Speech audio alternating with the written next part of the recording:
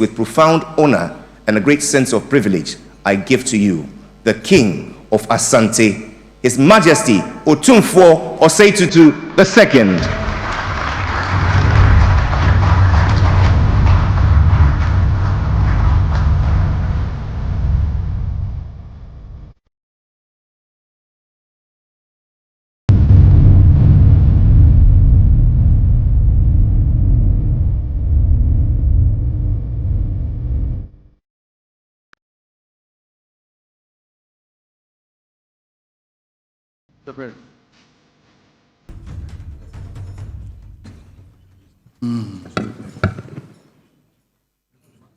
Please be seated. Please sit down. Wasaji fogu nyagwasio krasantina jwe kasangen. Wasaji fogu nyagwasio krasantina jwe kasangen. Koto kwa hine kase krobia hine kasangen. Koto kwa hine kase krobia hine kasangen. Mema krobia irifia ngomani koto kumgen. Mema krobia irifia ngomani koto kumgen. Asante chantro chmo champon ufrimingen. Asante chantro chmo champon ufrimingen. Asante sebo smandite. Asante sebo smandite. Krobia santina jwe kasangen. Krobia santina jwe kasangen. Setiche modi nywa visio. Setiche modi nywa visio. Why nebenya sejuso supayini ni akaba kuma sika pobano. Why nebenya sejuso supayini ni akaba kuma sika pobano. Binya sebia nko beyebi. Binya sebia nko beyebi. Blagwa bakana ne flampo demni ferisi. Blagwa bakana ne flampo demni ferisi. Me manjabindo da kwa yadungen. Me manjabindo da kwa yadungen. Ya domna ne adia kubo jojo tato chmo champon fungen. Ya domna ne adia kubo jojo tato chmo champon fungen. Oto sika sama ne jija kungen. Oto sika sama ne jija kungen. Ja kwe bo ban ko nyum flewa. Ja kwe bo ban ko jum flewa. Hina flewe flampo demni fao. Hina flewe flampo demni fao. Se tutu mi modi nywa visio. Se tutu mi modi nywa visio. Why ne benya sekanti nchrebu ache dan kwa ne se wa mpim sika pobano. Why ne benya sekanti nchrebu ache dan kwa ne se wa mpim sika pobano. Se tutu mi modi nywa visio. Se tutu mi modi nywa visio. Una na musuma nkabom empunto enkoso ba wasantimam ne Ghana manyina. Una na musuma nkabom empunto ne enkoso ba Ghana ne asantimam. Obinya sebia nko beyebi. Obinya sebia nko beyebi. Blagwa bakana ne flampo demni ferisi. Blagwa bakana ne flampo demni ferisi. Me manjabindo da kwa yadungen. Me manjabindo da kwa yadungen. Ya domna ni adia kubo jojo tato chmo champon fungen. Ya domna ne adia kubo jojo tato chmo champon fungen. Oto sika sama ne jija kungen. Oto sika sama ne jija kungen. Ja kwe bo ban ko nyum flewa. Ja kwe bo ban ko jum flewa. Hina flewe flampo demni fao. Hina flewe flampo demni fao. Wasaji fogu nyagwa singen. Wasaji fogu nyagwa singen. Okra santina jwe kasangen. Okra santina jwe kasangen. Wo krumeda to peba de me fa gunyagwa se ajumya chemebra.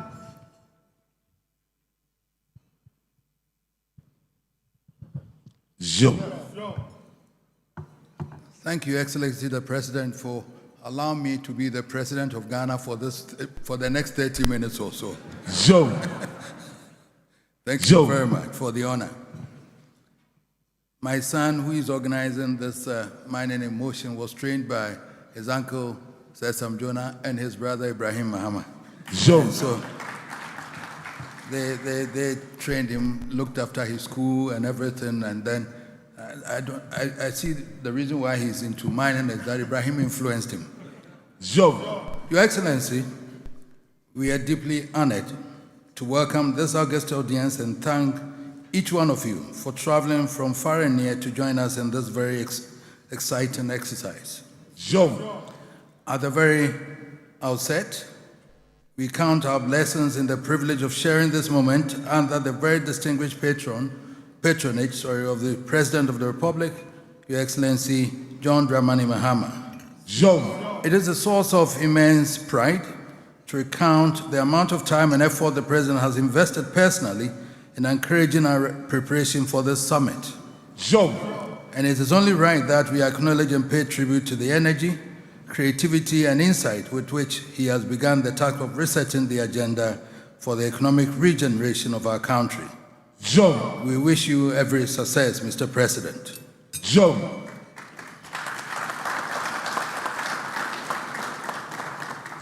We have assembled together as stakeholders and industry experts to tackle what must be one of the most pressing issues facing not just Ghana, but many other countries in Africa.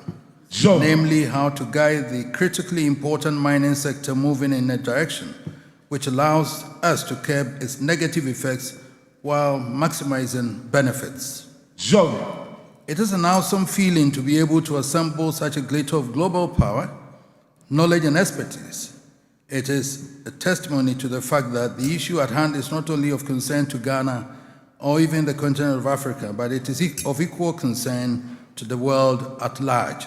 So, this explains the collaboration of the World Bank, the World Gold Council, the African Free Continental Trade Organization, the London Gold Bullion Association, the Dubai Group, and other international institutions in this summit. We are most grateful to all those who have made this possible.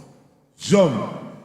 We have also been fortunate to enjoy the fruitful collaboration, support, and encouragement of the diplomatic missions of the United Kingdom, Canada, Australia, and of course, our sister African countries, the Republic of Guinea, South Africa, and Nigeria. John. We are particularly proud to welcome the delegation also from Guinea, whose presence underscores the level of importance this must be to the continent of Africa. John. We also acknowledge the moral support of Ambassador Virginia Palmer, the United States ambassador, who also gave my son all the support in organizing this. Excellency the President, Excellencies and Honorable Ministers, distinguished guests, the August audience has been assembled today to begin a 3-day dialogue on the mining industry in Ghana and Africa. So, mining has always been critical to Ghana and to the African continent. As you will recall, until a mere 70 years ago, we were called the Gold Coast, reflecting the prevalence of the precious metal in our land. Mining has been the bulwark of our economy through the ages. It remains critical to our nation today, accounting for over 12% of GDP and providing the largest source of employment. So, Ghana is not the only African country for whom mining is so critical. Most African countries are as rich in mineral resources and are dependent on mining for the raw materials they export to earn the foreign currency they need for development. So, we also need to underscore the fact that the producer countries are not alone in the reliance upon the mining industry. Mining is equally critical to the global economy because they provide the bulk of the raw materials that feed the industries of the globe and create employment for millions around the world. So, it is the reason the global market has to be concerned with any developments that threaten to impact negatively on the industry. So, the universal concern about the impact of illicit mining on the environment in Ghana is therefore perfectly understandable and very much welcome. The pollution of our water bodies, the destruction of our forest space, and the degradation of our virgin lands cannot be allowed to continue unchecked. So, they exacerbate the destruction of our environment and multiply our vulnerability to the effects of climate change. So, it cannot be denied that a cocktail of regulatory failures, political miscalculations, and corruption have combined to make the task of curbing the menace more challenging. But there's no issue here which is insoluble. We have an opportunity to calmly dissect the policy options and tools available to deal with the problem. So, I feel sure it is within the capacity of this gathering of industry experts, end users, and policymakers to fashion our solutions that work for the good of the nation. Yeah. I feel obliged, however, to call for a sense of perspective. The mining industry has had its challenges in recent years, symbolized more forcibly by the near collapse of Anglo Gold Ashanti in Obuasi, but Obuasi is back on track, and overall the industry to me is in robust health. So, almost all our major companies are improving on their performance. The emergence of the new Gold Board is a creative initiative with new horizons for the industry. increasing the raising prospects for more investments and higher yields. As I'm sure we will hear from the Minister for Lands, who will be speaking later, the outlook for the future is truly great, with increasing evidence of the presence of some of the new critical minerals the world needs to drive the new green economy. Unfortunately, we are in danger of diverting our attention from the bright prospects ahead onto the avoidable pitfalls of illicit mining. For the sake of the nation, please let us hold our nerves and allow ourselves to unwittingly obstruct the path to an even more robust industry. Since we began preparations for the summit, the world has gone a seismic change. No matter the perspective from which one may view the consternations in the geopolitical environment, the impact on Africa, on individual countries as well as the entire continent, is profound and irresistible. It injects a new urgency to the challenges we are trying to address. The clear, unambiguous message I glean from the new era is that Africa must chart a new path towards the last quarter of the first century of our post-colonial experience. The record of our first half century of independence has been unremarkable, to say the least. And no matter how we seek to justify our failings, the point is that we cannot persist with failure into the last quarter of the century. The world is telling us that it is crunch time for our beloved continent. Crunch time for every African nation, from east to west, north to south, to position herself for a new approach to the development of the continent. Fortunately, leaders like President Mahama have emerged with a vision fully aligned with what would be the best interest of the continent.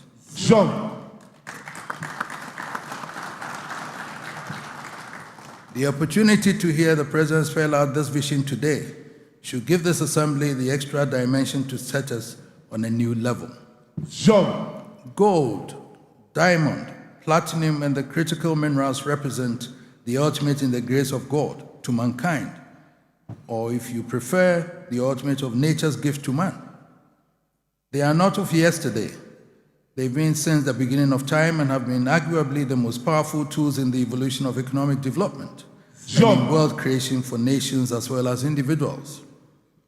It has been Africa's pride that God has been extraordinarily generous to us in the richness of resources with which the continent has been endowed. These resources are the core of world creation and the economic health of nations. So logically, if we can get the production and mismanagement of these resources right, we should be well away from the poverty trap. This is what we seek to explore with this dialogue. Two critical questions moved us to embark on this exercise. The first question: how is it that in the age of science and technology, our generation should be saddled with all the carnage of illicit mining and the nation appears helpless to beat it? The second question: with all the resources with which the continent is endowed, how is it that Africa continues to wallow in poverty and want? Our people constantly at the mercy of foreign philanthropy. In the answers to these questions, I hope this assembly will open a new page in the African narrative. We do not need to belabor the point that gold, silver, and all the precious metals of the mining industry have been with humanity since eternity. The book of Genesis account of creation in the Holy Bible tells us, and the gold of the land is good. And so it has been through every epoch of human history. The majesty and power of King Solomon was best reflected in the grandeur of gold. At the birth of Christ, gold, silver, and fragrance, gold, silver, and fragrance were precious gifts the three wise men brought to the blessed Mary. The pharaohs of Egypt were garlanded in life and in death in the glow of gold. Indeed, every empire known to history rested in great part on gold. Jovem. And in the industrial age of our time, gold has been the foundation upon which the wealth of nations have been built. Jovem. Through every phase of this evolution, gold has been extracted from the depth of the land and refined by fire in the furnace. Jovem. Everyone in this room knows that the process of extracting and refining the metal has never been hazard-free. Indeed, every mining process entails a degree of hazard which cannot be dismissed. But then, Jovem. the mining industry has always had processes to mitigate the hazards and protects the environment. And my brother, Dr. Samjona, can tell you this. Today, at the global level, it is fair to say mining is safer than it has ever been. And the main operators in the industry in Ghana are no different. They Jovem. are as efficient and as safe as any other country. So frankly, the ongoing struggle over illicit mining in Ghana is deeply depressing. Jovem. It is depressing because the destructive effects are so obvious it beggars belief that there should be any pullback on efforts to combat them. Jovem. And it is depressing because there are alternatives in the acknowledged best practices that offer greater benefits to the affected communities. Jovem. Probably the most costly effect of illicit mining to me is the distraction from the real challenge we face, which is how we maximize the benefits of our noble heritage. We have to be true to ourselves and admit that we have not done a good job of representing and protecting ourselves in the competitive global market. Jovem. Sami, I thank you very much on this one. Through the mining industry and then gold in particular has been pivotal to our economy over the years. When the statisticians tell us that mining has contributed an average of 12.3% to GDP and being the largest employer of labor in Ghana, they seem impressive. But how many of us, policymakers as well as social thinkers, have tried to assess the true value of the resources we dispense? How many have followed the value chain to the final consumer to calculate the true value of what we sell as raw materials? Jovem. The most cursory analysis should tell us that what we proudly exalt in our statistics is only a pittance of the true value of the resources we deliver to the market. Jovem. The real wealth flows from the value which is added along the so-called value chain. But we are painfully excluded from this juicy portion of the value chain because the industries in the manufacturing process to whom we sell the raw materials are only located in the already rich countries. Jovem. In this scenario, it is impossible to deny the contention that some sweat to egg out of crumbs. Some sweat out to egg out of crumbs, while others cream the milk. Indeed, even the gold market has been characterized as split between the golden rich of the end-use wealth and the gilded paupers of the produce nations. This world of inequity is untenable and unsustainable. Jovem. Admittedly, this is a much broader issue encompassing the entire structure of the global economy. But because of its commanding posture in the divide between the North and the South, the mining industry is in a position to act as a catalyst for change. Jovem. If we acknowledge that this inequity is at the root of ever widening gulf between an increasingly impoverished Africa and the wealthy world, you should down on us that we may be storing the ingredients for social disaster and disorder with catastrophic consequences possibly sooner than we realize. And if we are seized of this danger, then we owe it to ourselves, to the industry we are devoted to, and to posterity, Jovem. not to look the other way, but to grab the nettle and move the dial in a new direction. Jovem. The gold market can show the way. It can show the way by encouraging the titans of the market from London to Dubai, from Zurich to Brussels, to invest in partnerships in producer countries for the establishment of manufacturing industry that will give them the capacity to add value to their raw materials. Jovem. It may seem on the surface a curious request to make seeing this world. This would inevitably lead to the industrial world having to cede or lose a substantial part of their market share of manufactured goods. Jovem. But that is precisely what needs to be done. if the world is to contain the consequences of the inequities of the present. Continued social instability in Africa needs volatility, feeds volatility on global markets, which cannot be good for any investor. An economically strengthened Africa can only be a bulwark for market stability, which must be what the doctor orders for the investor.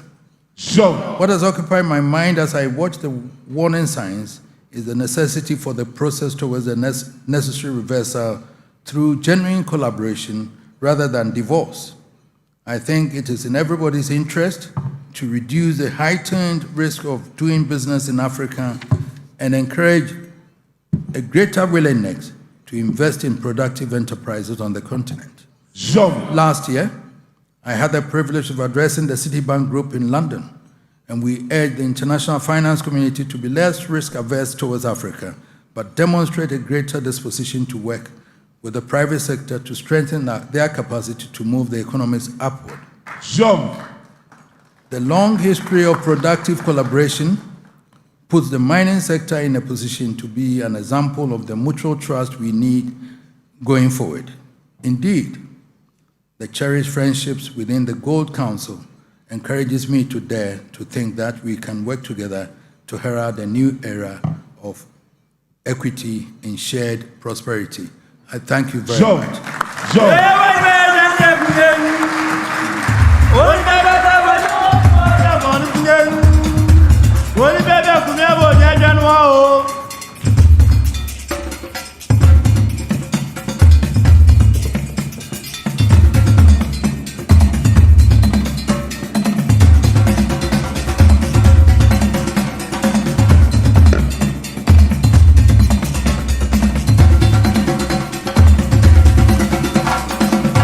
Please be seated. And with a voice that echoes the counsel of his ancestors and the clarity of a forward-thinking statesman, please help me appreciate our King, His Majesty Opemsuo Osei Tutu.